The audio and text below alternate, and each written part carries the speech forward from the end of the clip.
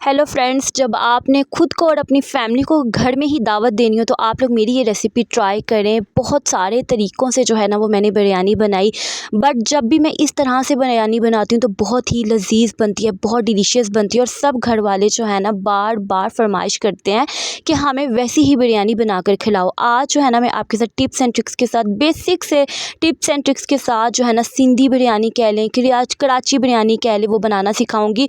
मुझे लगता है बिरयानी जो है ना वो बिल्कुल मिर्चों वाली नहीं होनी चाहिए। मुझे लगता है बिरयानी में टेस्ट आना चाहिए, खटास होनी चाहिए, ठीक है।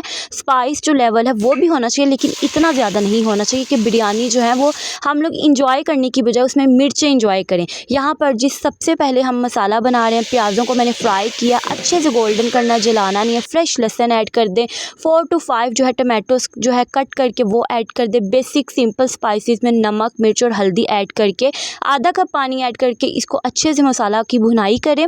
और फर्स्ट में जी मैंने जो है पानी खुला ऐड करके नमक ऐड किया था, लेमन ऐड कर दिया था और उसको बॉयल होने के लिए रख दिया था। यहाँ पर जी 1 पाव के करीब दही लिए, घर की बनी हुई बेहतरीन लजीज दही है। अगर आपको दही की भी रेसिपी चाहिए तो ज़रूर बताना। और फिर जी बिरयानी मसाला ऐड कर दिया, ठीक है। शान वालों का बिरयानी पैकेट जो है मैंने यूज़ किया है। अगर आप चाहते हैं इससे भी ज़्यादा तीखा करना तो आप लोग नेशनल का कर सकते हैं, या आपकी अपनी चॉइस है। और वॉश किया हुआ चिकन ऐड करके तकरीबन 1 घंटे के लिए मैं मैरिनेट करूँगी। इसी तरह से बनाइएगा, क्योंकि जब इस तरह से मसाला आप लोग मैरिनेट करके बिरयानी बनाते हैं, चिकन की हर बोटी के अंदर तक जो है ना बिरयानी का मसाला रच बस जाता है, बहुत डिलीशियस लगता है।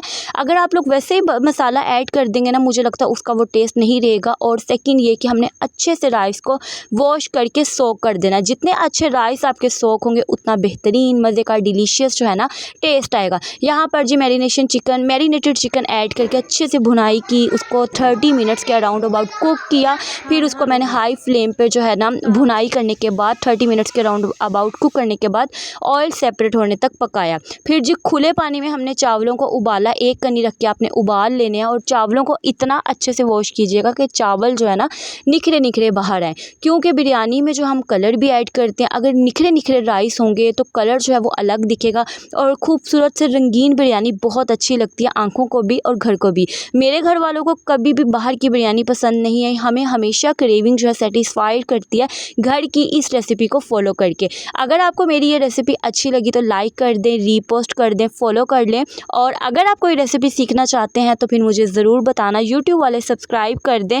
और ये बिरयानी आपने सिर्फ रायते के साथ इंजॉय करनी है, जिसमें आप लोग फुल ऑफ वेजिटेबल्स ऐड करेंगे। बहुत मज़ा कराएगी आपको, ठीक है। टेस्ट जो है ना आपके मुँह से जाएगा ही नहीं। मिलूंगी नेक्स्ट रेसिपी में।